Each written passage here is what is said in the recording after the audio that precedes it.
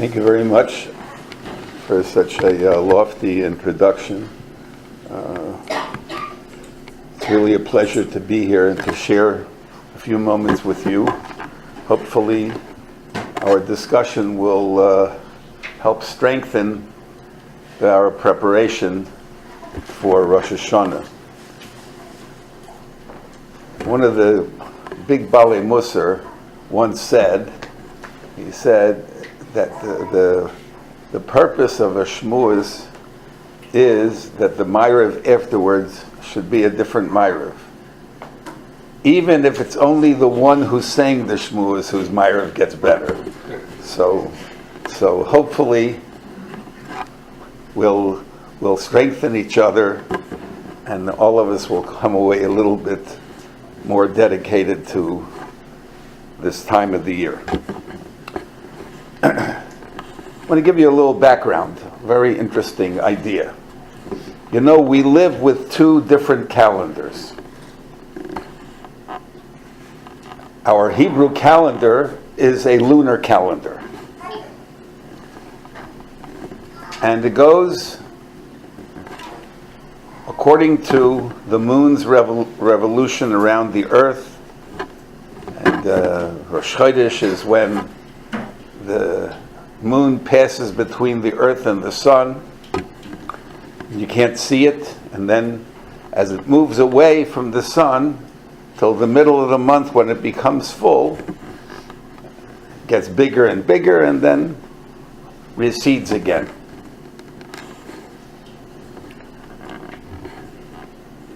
And our holidays, our dates, go according to that lunar calendar. But there's another part to the establishment of our holidays. And that's living with the solar calendar. Because the sun dictates the seasons of the year. The 4 seasons of the year, spring, summer, fall, and winter. And the Torah tells us that our holidays have to fall out in certain seasons. Pesach has to be in the spring. Sukkot has to be in the fall. Well, because of that, the moon makes a revolution around the globe in 29 and a half days and 41 minutes. And a lunar year is 354 days. The solar year is 365 and a quarter days. So there's an 11-day discrepancy every year. Next year is going to be an Ibri, or we're going to add an extra month. And the reason for that is because if we wouldn't do that 7 times in 19 years, then we would end up, that Pesach would end up in the middle of the winter very quickly. And of course the Torah says it has to be the Chag HaAviv, it has to be in the spring. So we have to live with both of those calendars. Now there's a very interesting idea that is important for us to know. The spring and the fall are times of the year when the world is in balance. The days and the nights are almost equal, close to equal. Temperatures are moderate. The world is in a state of balance. In the summer, it's a bit out of balance. The days are long, the nights are short. In the winter, again, there's out of balance. The nights are long, the days are short.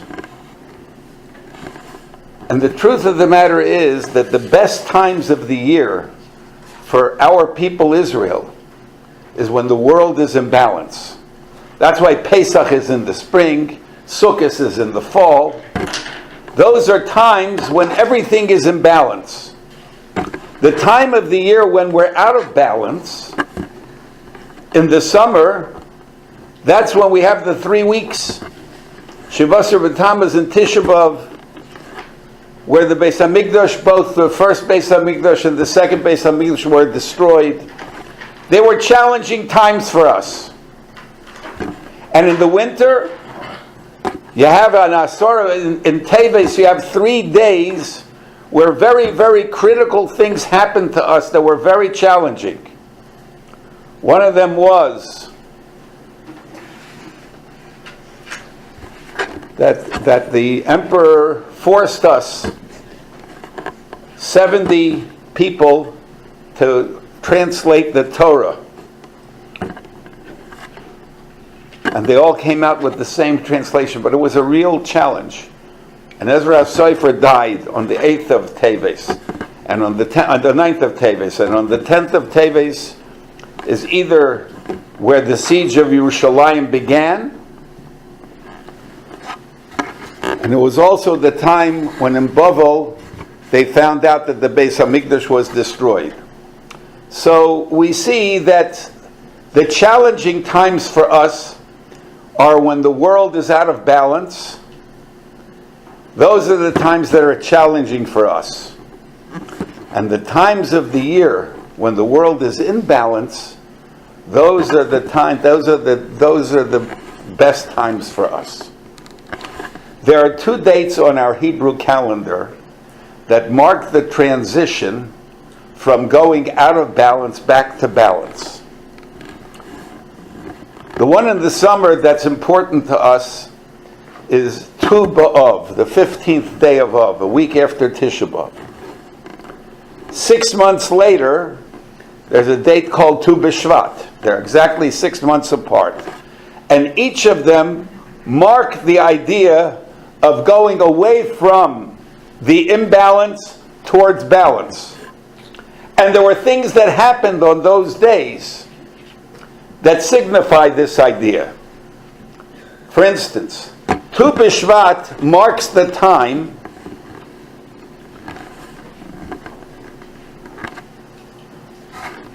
where we consider it the beginning of the new growing season.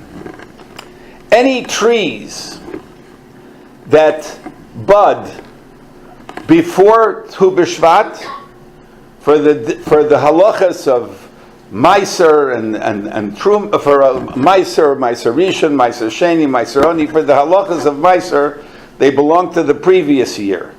But after Tu B'Shvat, it belongs to the new year, because the rain that falls in the fall after Rosh Hashanah is the rain that's going to produce the new fruits after Tu B'Shvat.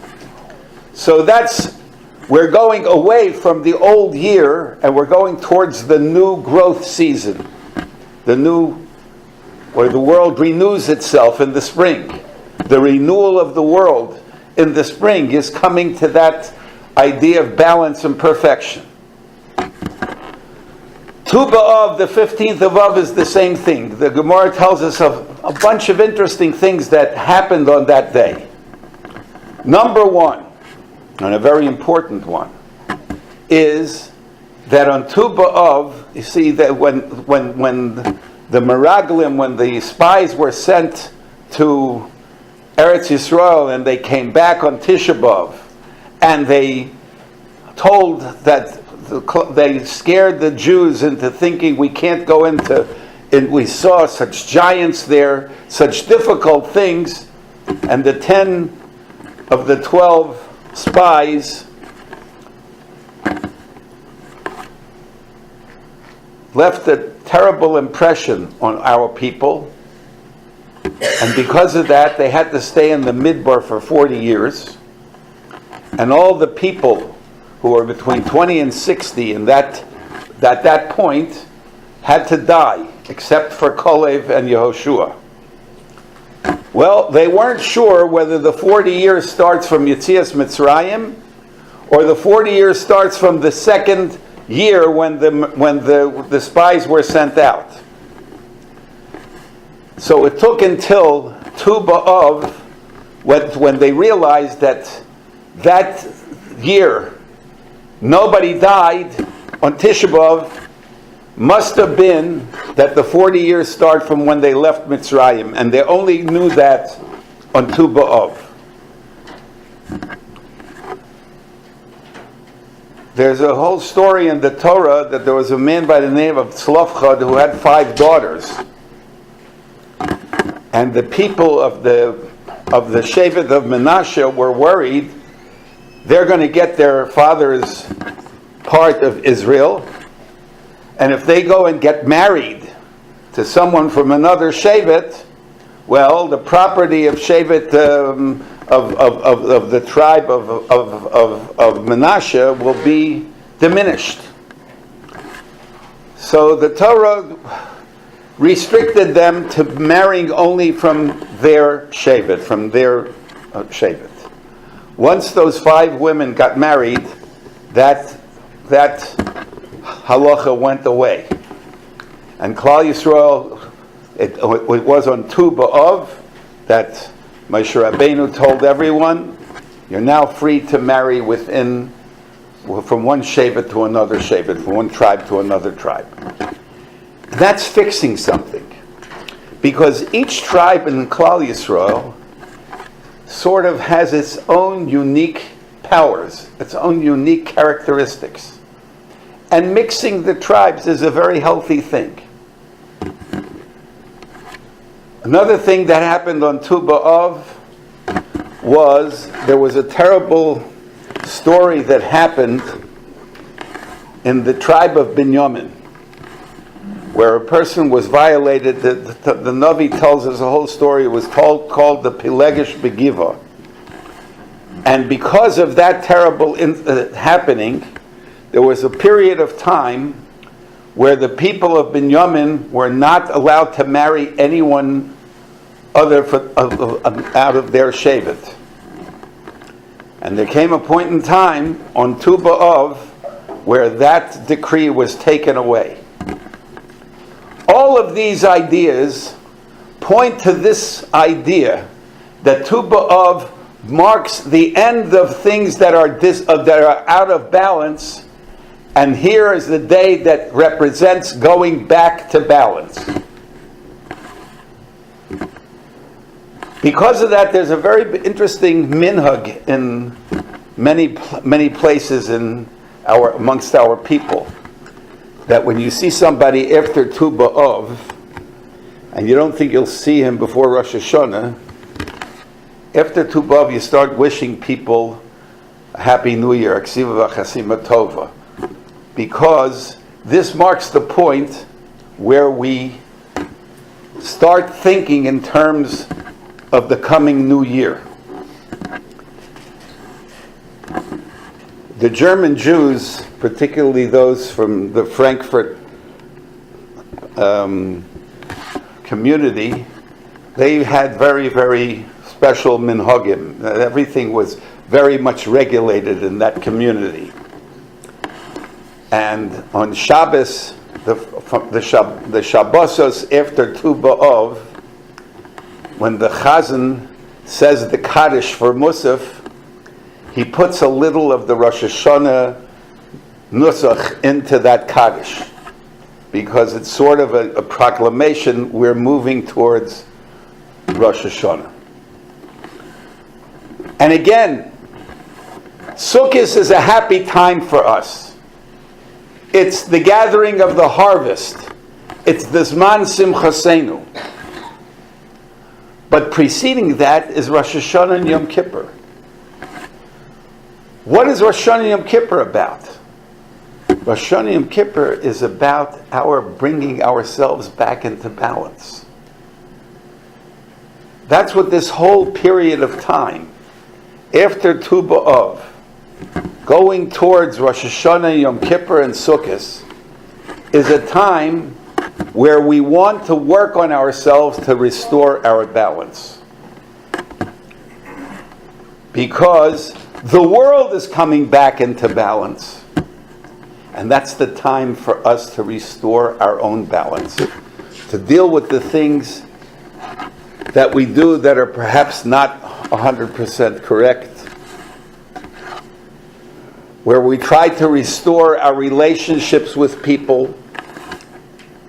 that may have unfortunately hit some rocky points, because this is the time of the year where the world is moving into balance. That's the time of the year that we have to bring ourselves back into balance. Now I want to tell you something very interesting. You know, we have a minhag, a custom, that from the first day of Elul, every morning at Shacharis, we blow a shofar.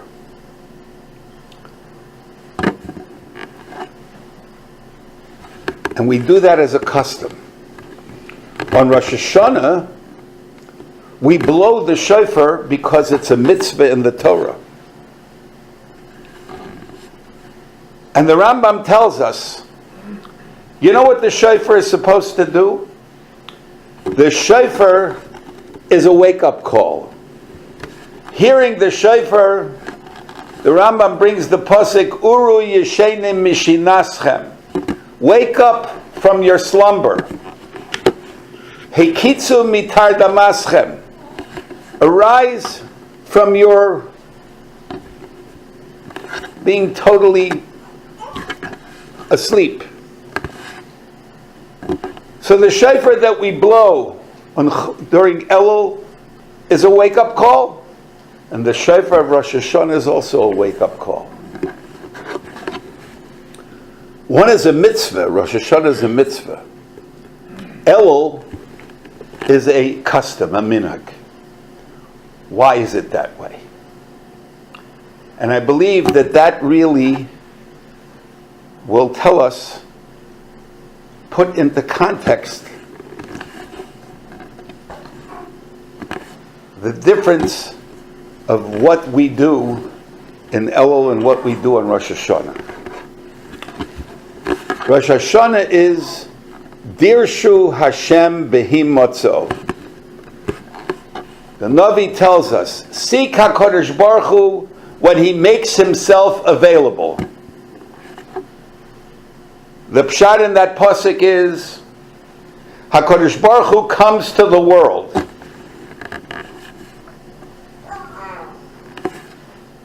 Rosh Hashanah is the Yom Adin. It's the day that Hashem scrutinizes us, scrutinizes the entire world. But particularly, He pays attention to each and every Jew. And that's the initiative of Hashem. Why? On Rosh Hashanah, all of our tefillas talk about the malchus, the kingdom of the Rebbeinu Shlomo. Very, very little do we mention about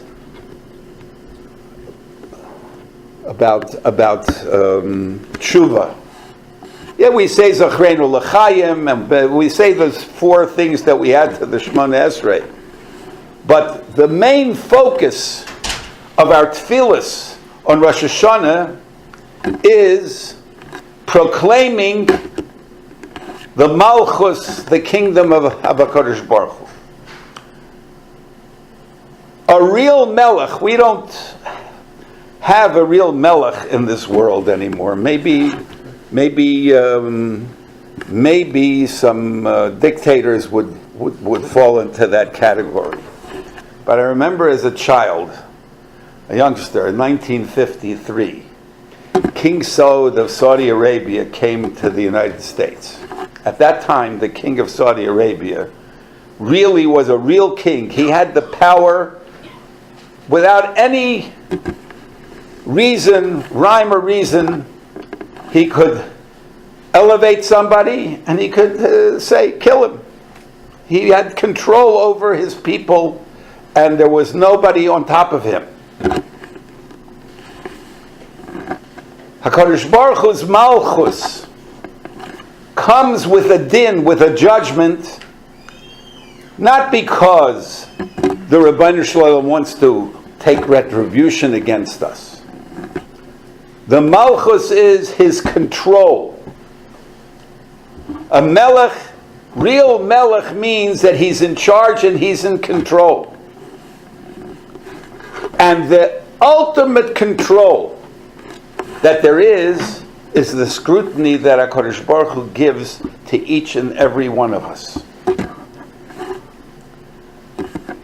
So HaKadosh Baruch Hu initiates on Rosh Hashanah.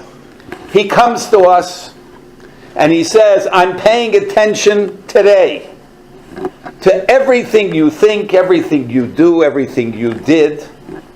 And not only am I going to think about you now, I'm going to think about all the generations before you. And I'm going to think about all the generations that will come out of you. It's a total scrutiny of our whole, of everything.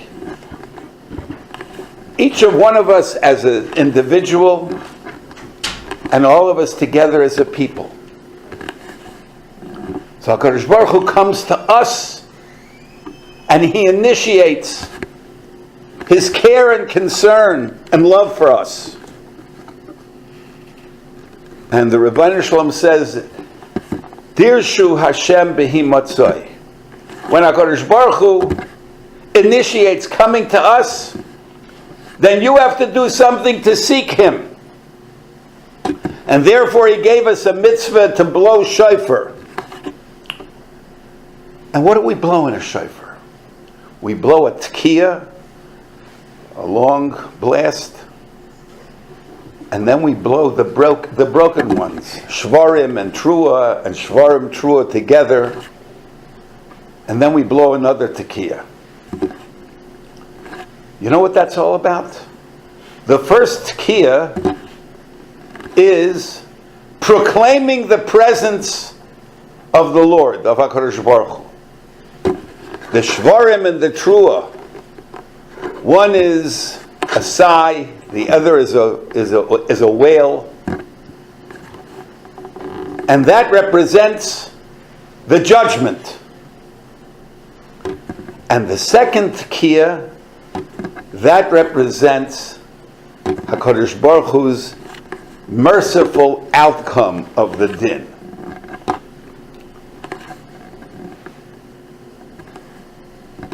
The one who's makre, the one who announces, whenever you have blow shofar on Rosh Hashanah, so the Rav says tekiah, and whoever's blowing shofar blows it, and then he says shvarim trua, and then he says tekiah. In order for people to know which is a tekiah before or a tekiah after, so many makris will say it a little differently. They'll say one is tekiah, and the second one they'll say is tekiah.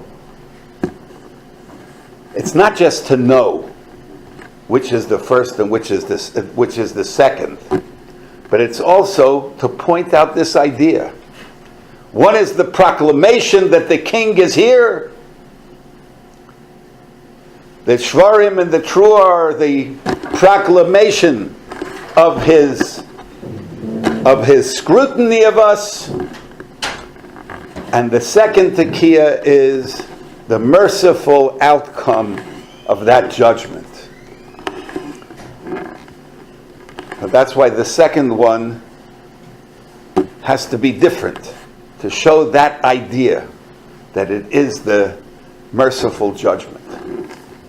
So in Rosh Hashanah, we are responding to the Rebbeinu Shalom's initiative. Elul is completely different. The shofar that we blow in Elul has a source in the Torah. When Moshe Rabbeinu, when he came down on the 17th of Tammuz with the first luchos and found the egel, and he broke those luchos, he then spent another period from Shavasa B'Tammuz until the first day of Rosh Chodesh Elul, begging HaKadosh Baruch Hu to forgive Klal Yisrael. And then he went up on that day to get the second luchos. There's an enormous difference between the first luchos and the second luchos. First tablets, HaKadosh Baruch Hu made the tablets. And would we have had the first luchos, we would have understood everything that's encompassed in the Torah. We would have gotten it as a present from Hashem, and we would never have forgotten anything. But we didn't stand up to that moment, and we lost the luchos harishonos. We lost those luchos. The second luchos, the Torah tells us that Moshe Rabbeinu was told, Psol lucho, you have to create the luchos, and Hashem says, and I will write on the luchos that you create. That one idea really expresses the new reality of after the chet of the egel, of the golden calf. Our relationship with HaKadosh Baruch Hu is completely different. He's not giving us anything with a matana as a present. We have to earn it. We have to work for it. Moshe Rabbeinu, you have to make the luchos. And if you bring the luchos to me, I will write on those luchos the Torah, the 10 Commandments. And that's how we have to do everything. We have to take initiative. We have to make our hearts into luchos. And when we learn Torah, we have to work hard.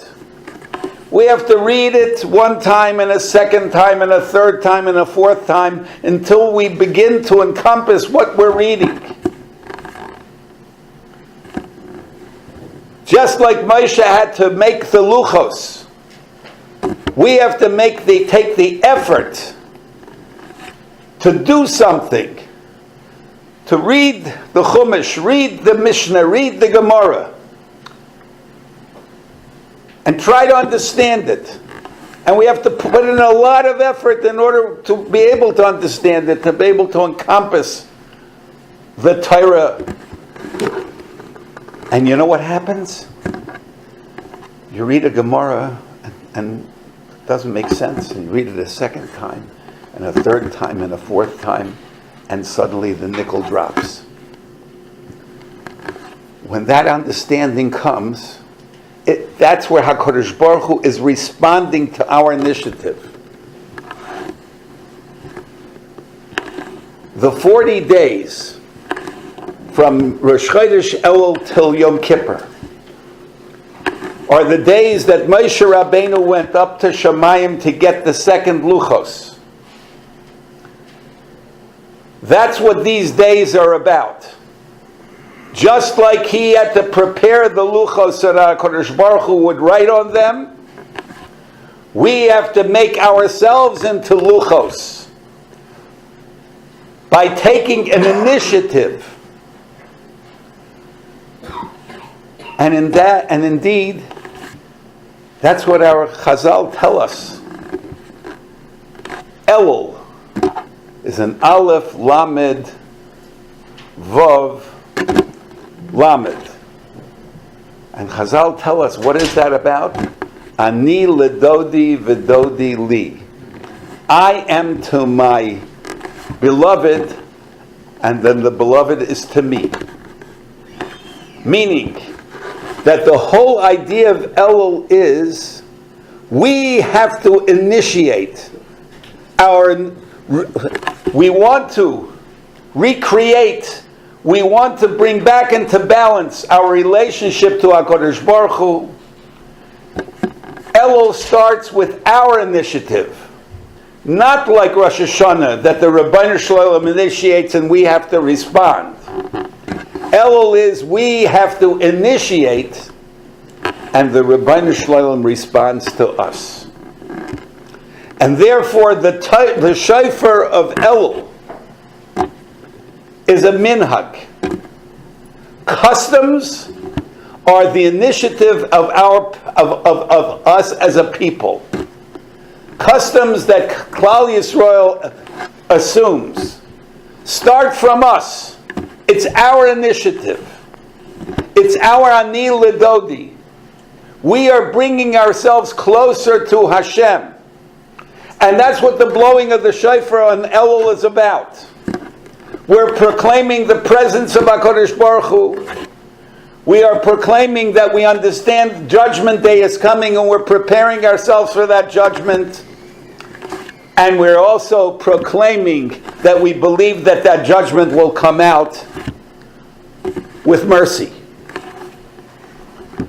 But that shofar that we blow in Elul is the shofar of our initiative. When Moshe Rabbeinu went up to Har Sinai on the first day of Rosh Chodesh Elul, they blew shofar. Wasn't a commandment to blow shofar, but they blew shofar in order to mark that day. This is the first day, and we're not going to make a mistake again and think that the 40th day was different than it really is. But it was the idea that this blowing of the shofar was a proclamation of Moshe Rabbeinu's initiative of taking luchos up to HaKadosh Baruch Hu, to which HaKadosh Baruch Hu is going to write on those luchos. That was to establish that the very essence of this period of time, which is the period of time where the world is coming back into its balance, that's the period of time that we have to take the initiative of bringing ourselves back into balance, of thinking about our behaviors, of thinking about our relationships with people, of thinking about what is it that in my life I can improve. Can I daven with more kavanah, with more presence of mind? Can I make a bracha more consistently and think about what the bracha is? Can I improve my language? Can I talk to the people I deal with constantly, whether within the family or in the workplace or just within the community? Improve our relationships, improve how we conduct ourselves. Those are the initiatives that each of us can take. Because this is the time of the year where the world is coming into balance and we have to bring ourselves into that balance. And Elul is the time for us to initiate, to take the initiative to bring ourselves to that balance. And that's the greatest part, that's the greatest preparation of a defense for ourselves. Because on Rosh Hashanah, we're on trial for our lives. We're on trial for everything. And when someone faces a trial, in this world, of course the lawyers prepare you. You have to prepare for the trial. Well, that's what Elul is about. Elul is our initiative. But in this Ani Ledodi V'Dodi Li, there is a tremendous promise from HaKadosh Baruch Hu. HaKadosh Baruch Hu says to us, Pischu li pischa shel machat. Open up for me a new hole the size of a pinhead. Initiate even a very minor thing. My response to that initiative is that I will open for you a pischa shel ulam. I will open for you a great door into a magnificent hall. What Hashem is telling us is, just take some initiative. The response from HaKadosh Baruch Hu to our initiative in Elul is many times greater than the initiative that we take. And that's the way we can do little things. We don't have to make massive changes. Each and every one of us can find small issues that we can improve. And the Ribbono Shel Olam promises us that his response to each and every one of those little initiatives, that pinhead of a whole of relationship that we have restored, will result in an answer from HaKadosh Baruch Hu that opens up a great door to a magnificent hall. That's the mashal. And that's what Elul is all about. And that's how we prepare ourselves for Rosh Hashanah. Understanding that it's the time of the year to move back into balance. It's the time of the year that we take the initiative to prepare ourselves for the Yom Hadin. And if we do that kind of preparation, we will all merit a ksiva v'chasima tova, a very good benched year, not only for ourselves, but for our whole communities, for Eretz Yisrael, for all of Klal Yisrael. Thank you very much.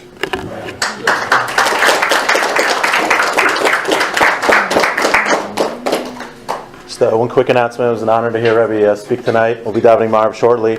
Next week at 8 p.m., we're privileged to hear from Dr. Herman Presby, who is an expert in photonics, has over 200 patents. He'll be speaking about finding God in a scientific world. Should prove to be very interesting, so everyone's invited back, and there will be also similar great food.